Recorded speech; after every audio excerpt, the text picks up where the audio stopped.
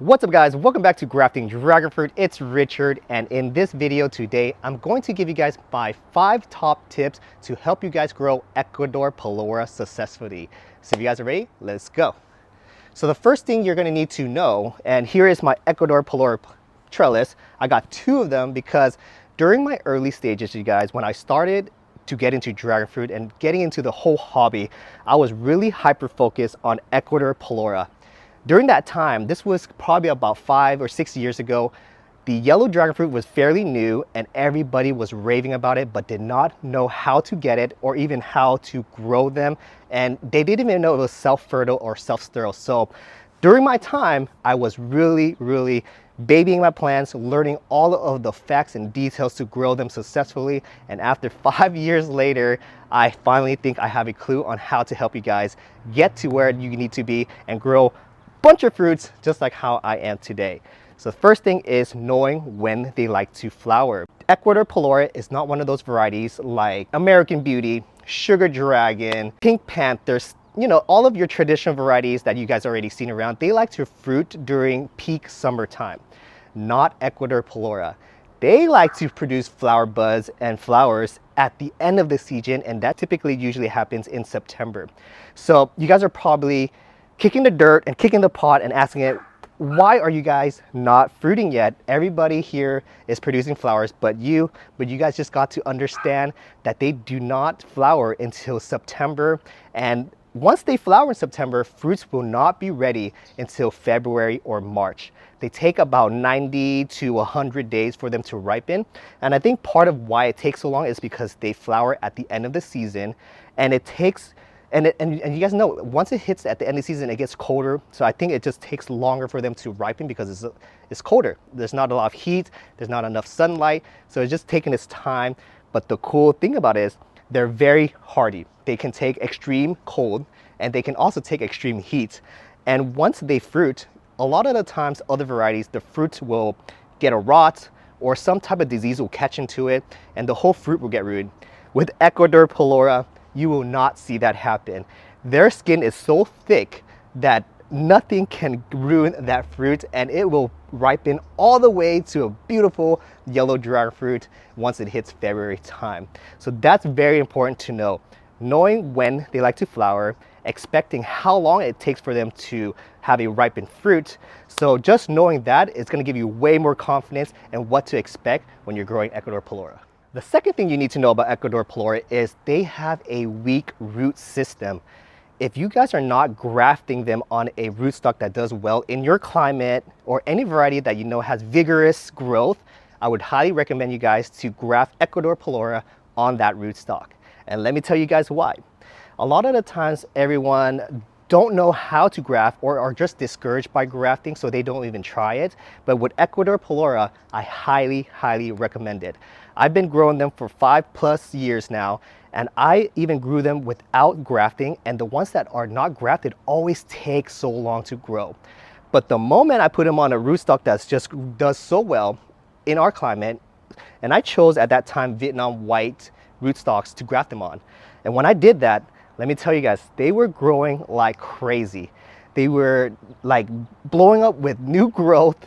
And once it's flowering season, they really take off with bud production and become very heavy with it. You can sometimes get 50+ buds on this once it has an established rootstock. So if you guys are not grafting or don't know how to do that yet, I highly recommend you guys to learn, and you guys can check all of that out in my channel. But let me show you guys all of the root stocks that I've used and grafted with. Here is a very good example of a Vietnam white rootstock. You guys can see here, and the grafting joint was right here. So I've grafted these when they were little seedlings, so they've always been on this Vietnam white rootstock. But because I've grafted, they grow very thick, very plumped, and the branches gets very heavy in weight. And once it's time to flower, they put out a lot of buds, as you guys can see. This is one of my trellis, and here is another one, and I don't even want to show you guys my third trellis because that one still has so much buds already. So the second thing to do to grow them successfully is I highly recommend you guys grafting them, because they do so much better with a established rootstock that does well in the climate versus their own So do the grafting. Third tip is you gotta know that Ecuador Palora is a self-fertile variety. So knowing that means you don't really have to be that involved with pollination. They will flower, and most of the time a bee will come by and pollinate them, and if a natural pollinator doesn't come by, the flower's anatomy, once they start to close, will eventually touch the stigma and will also pollinate itself. And that's what I did this year. Because it gets darker sooner, and now that I have kids, sometimes I forget to come out here to check on my dragon fruit to see if there's any flowers.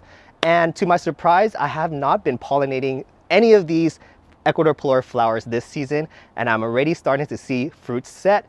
But I do see about 10 or 20% not setting because, well, it did not get pollinated, or once the flower closed, the anatomy was too far, so they didn't get complete pollination.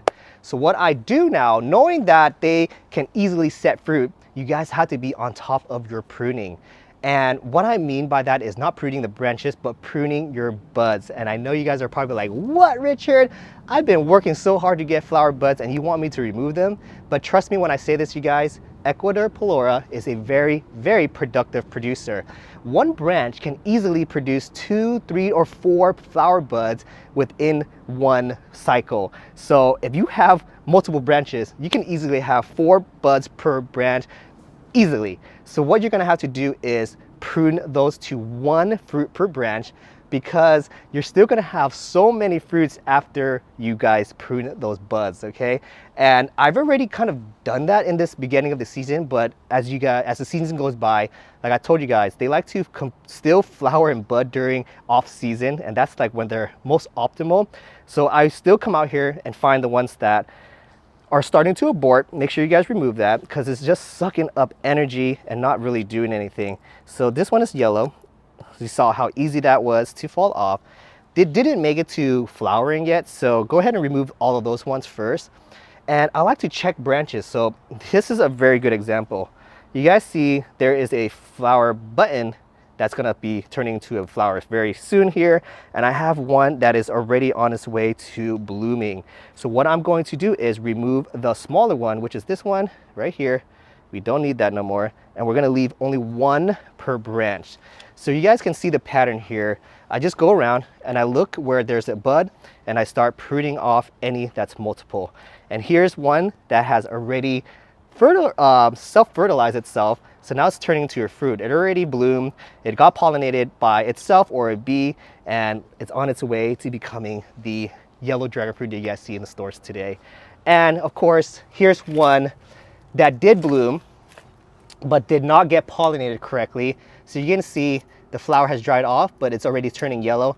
That means it did not get a successful pollination. Even though it's self-fertile, it did not pollinate itself. So that's why I highly recommend, even when a variety is self-fertile, still come out here, collect its pollen and pollinate it to ensure 100% fruit setting.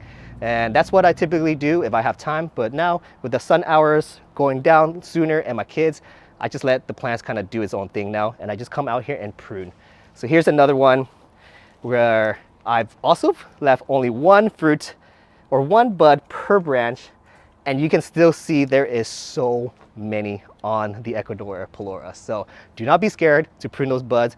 They will come out, and once you guys do that, they're gonna grow bigger, sweeter, and grow more even with the flavor and sweetness. So it's gonna get distributed all evenly because they're not competing each other for nutrients. Tip number 4 is watching out for pests. And when I talk about pests, there's one specific one that likes to attack only Ecuador Palora.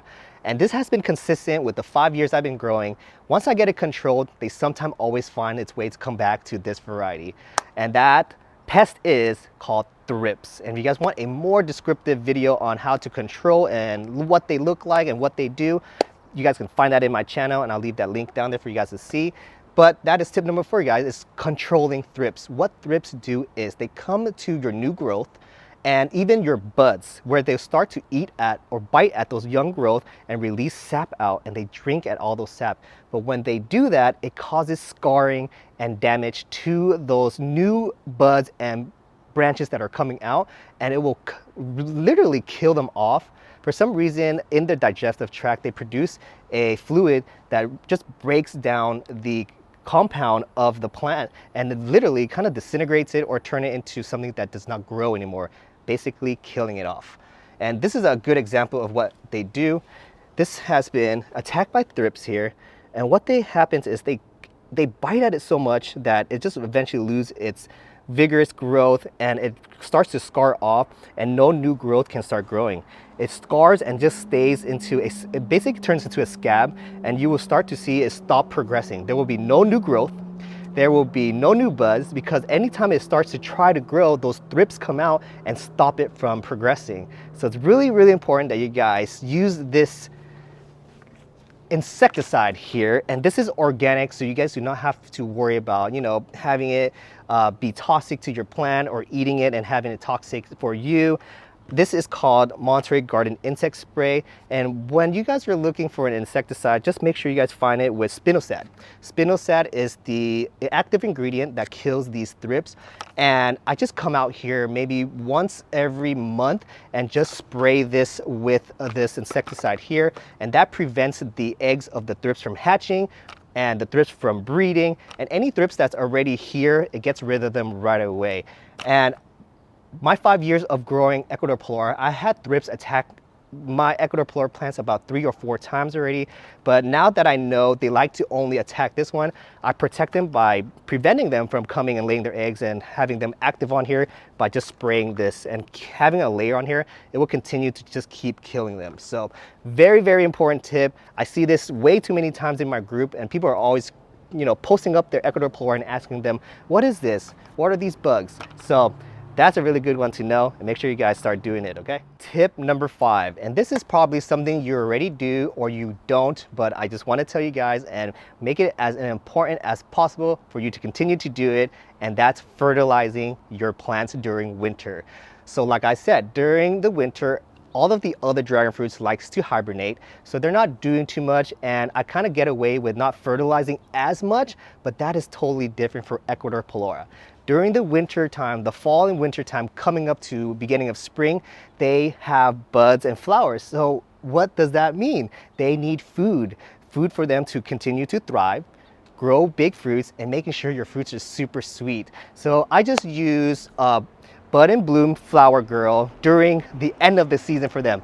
Usually you would switch to like an all-purpose fertilizer like Dr. Earth all-purpose fertilizer, where it's higher in nitrogen, so once you put in there, it puts out a lot of new growth, but it's very slow.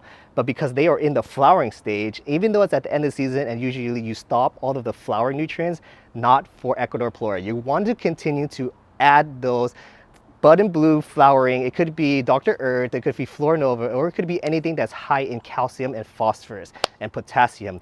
That's what they need when they are in the flowering stage. So make sure you guys feed them so they can continue to grow and give it all of the nutrients to push all of these fruits to be sweeter. So once you guys eat them, you guys are just gonna be so surprised, versus not fertilizing them, because it's the winter time and it doesn't have that much sunlight. And usually the sun is what helps fruits get sweeter. You can aid all of that and push them to be at their optimal state by fertilizing more frequently. And how often I do it? Once a month, about 1 or 2 cups should do the trick. And those are my top 5 tips to help you guys grow Ecuador Palora successfully. So I hope you guys go out there, use all of those tips, and let me know how your progress is once you guys do use all of them. All right, so if you guys enjoyed this video, please hit that like button. If you guys have any other questions about Ecuador Palora, leave it in the comments below and I will get back to you guys as soon as I can. And if you guys have not subscribed to this channel yet, hit that subscribe button so that way you guys won't miss a single thing. And I'll see you guys in the next episode of Grafting Dragon Fruit. Peace.